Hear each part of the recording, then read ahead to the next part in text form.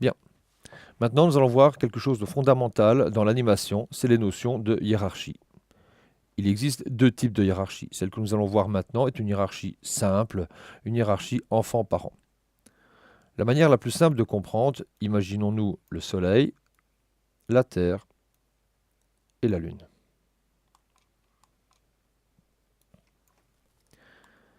Pour créer des hiérarchies, on utilise cette icône.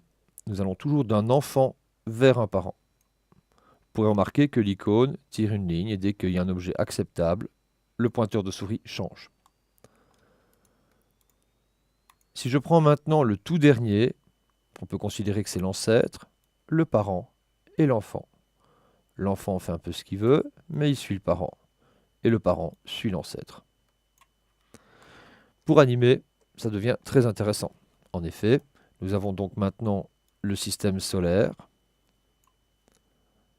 la Terre et son satellite, la Lune. Donc c'est très aisé avec ce principe de hiérarchie enfant-parent. Au cas où vous êtes trompé, vous pouvez prendre à tout moment la Terre, par exemple, et casser la hiérarchie qu'elle a avec son parent. Par contre, elle reste bien le parent de la Lune. Avec ces principes, nous allons animer rapidement une lampe connue, ou en tout cas un principe très connu. On va utiliser des objets de base et utiliser la hiérarchie pour faire ce genre de cinématique. Pour faire le socle, je vais utiliser une sphère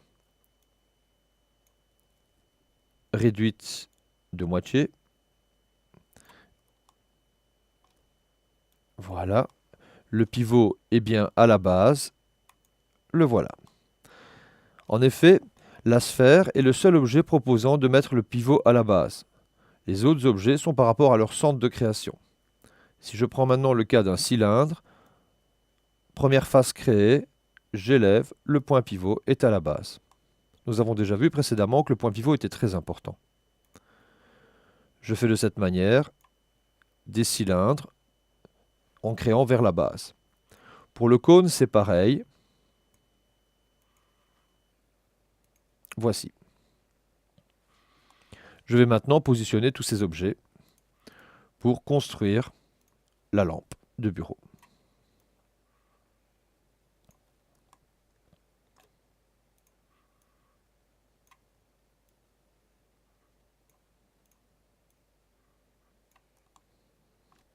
Vous pouvez remarquer que je déplace toujours sur un axe, en tout cas, c'est ce que je conseille aux débutants. Ça va beaucoup plus vite pour s'y retrouver et pour positionner correctement les objets. Nous avons maintenant un objet qui sera l'enfant, son parent, le parent suivant et le socle sera l'ancêtre.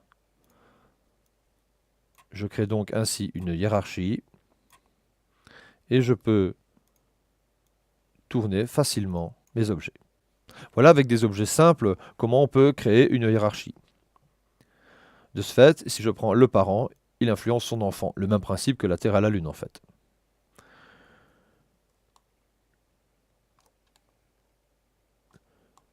Je vais demander de sélectionner tous les objets, CTRL A, et voir leur trajectoire. Object Properties, dans la partie Display, voir la trajectoire. Je me mets en AutoKey, N au clavier éventuellement. Je prends dans ce cas-ci uniquement l'ancêtre. J'avance. N'oubliez pas que 20 frames, c'est moins d'une seconde. 25 frames, c'est une seconde. Si vous demandez de voir les trajectoires, voilà ce qui se passe. Tous les objets, même si vous animez un parent, les enfants possèdent des trajectoires.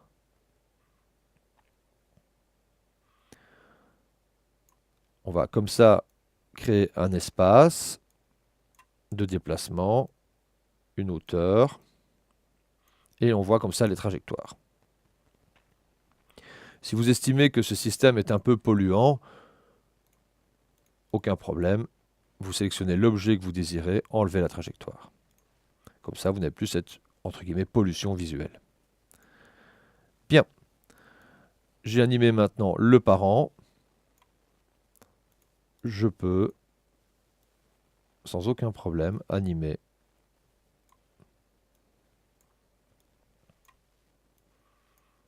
les descendants.